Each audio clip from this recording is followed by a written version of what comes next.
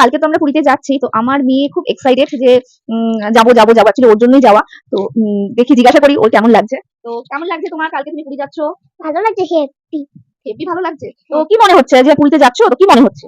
মনে হচ্ছে আর ঘুমই হয় না, ট্রেনে একটু উঠে ঢেউ দেখবো। ট্রেনে উঠে তো ঢেউ দেখতে পারবে না, সমুদ্র নামবো যখন তখন ঢেউ দেখবো। মানে সেটাই মনে হচ্ছে যে কখন সমুদ্রে যাবো, তাই তো? হ্যাঁ। আর চোখ বন্ধ করে কি মনে হচ্ছে? চোখ বন্ধ করলেই চোখ বন্ধ করলেই পুরীর কথা মনে হচ্ছে। তাই ও, তো চোখ বন্ধ করলেই ওর নাকি পুরীর কথা মনে হচ্ছে।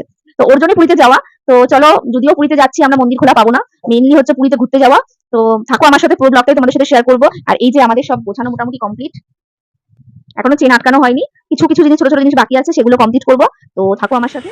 এই যে আমরা যাচ্ছি, বেরিয়ে পড়েছি পুরীর উদ্দেশ্যে। আর যাওয়ার সময় মনটা এতটাই আনন্দ লাগছে, মানে এতটাই ভালো লাগছে, কখন যাব কখন যাব, কখন গিয়ে সমুদ্রে নামবো, মানে সেটাই মনে হচ্ছে। তো এখন আমরা সবাই স্টেশনে আছি। তো এই যে মামি, দিদা, মানে মামি যাচ্ছে না, দিদাকে তুলতে এসছে। আর এই যে আমরা ট্রেনে উঠে পড়েছি, মানে এখন শিয়ালদা যাচ্ছি। আমাদের ট্রেন হচ্ছে শিয়ালদা থেকে। তো আর এখানে ভেবেছিলাম কি মাইকটা অন করা আছে, কিন্তু না, অফ করা ছিল, তাই জন্য ভয়েস পরে দিতে হয়েছে।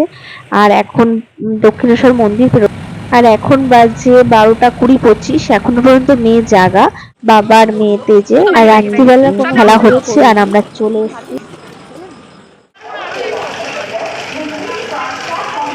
আর এখানে আমরা পুরী স্টেশনে চলে এসেছি।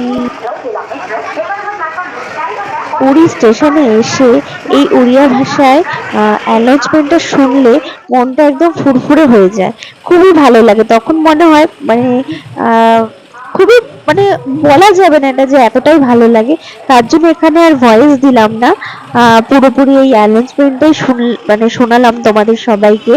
আর আমার মনে হয় সব বাঙালিদেরই একটা পুরীতে যাব, পুরী পুরী ব্যাপারটা একটা কমজোরি জায়গা আছেই।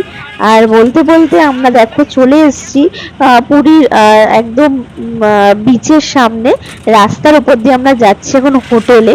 তো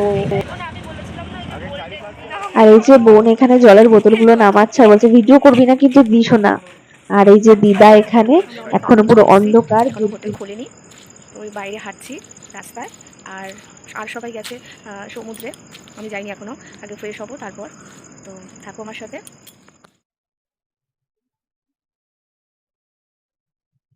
এই যে আমাদের রাগুনি রেগে গেছে, মুখারি হয়ে গেছে। দেখি একটু রাগুনি, রাগুনি একটু দেখি। বুগলু চলে গেছে পাপার সাথে, ওই দিক দিয়ে চলো, ওই দিক দিয়ে চলো। কাকু কই? এই ওই দিক দিয়ে যাবো তো, কাকু কই চিনবে না তো। এই হচ্ছে আমাদের হোটেল।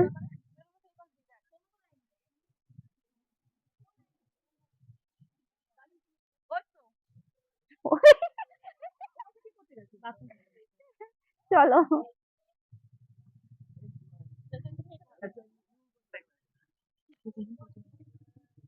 এদিক দিয়ে চলো। হ্যাঁ এদিক দিয়ে চলো, এদিক দিয়ে।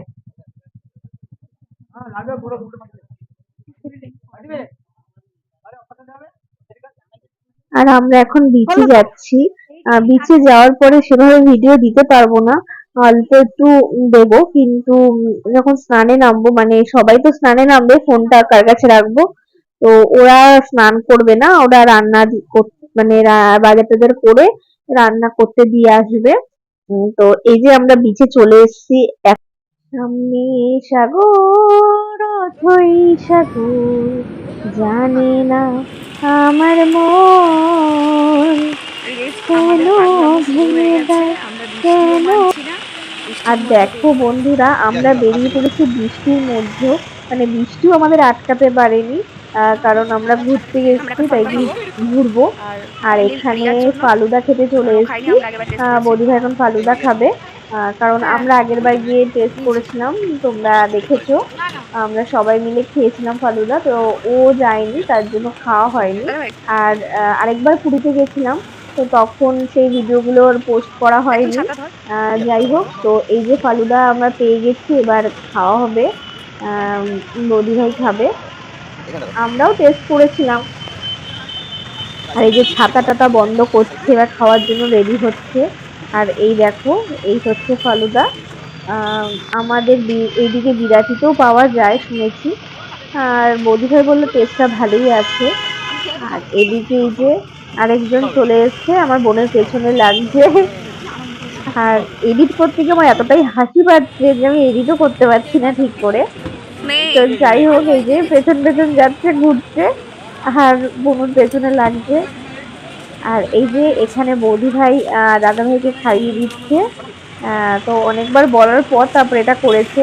বললাম করো করো, তখন গিয়ে করলো। আর এই যে এখন লঙ্কার পকোড়া মানে ভাজছে ওখানে, এই যে দাদা ভাইকে দিল। এর পরের ব্লগও আসতে চলেছে, তো থাকো আমার সাথে। আজ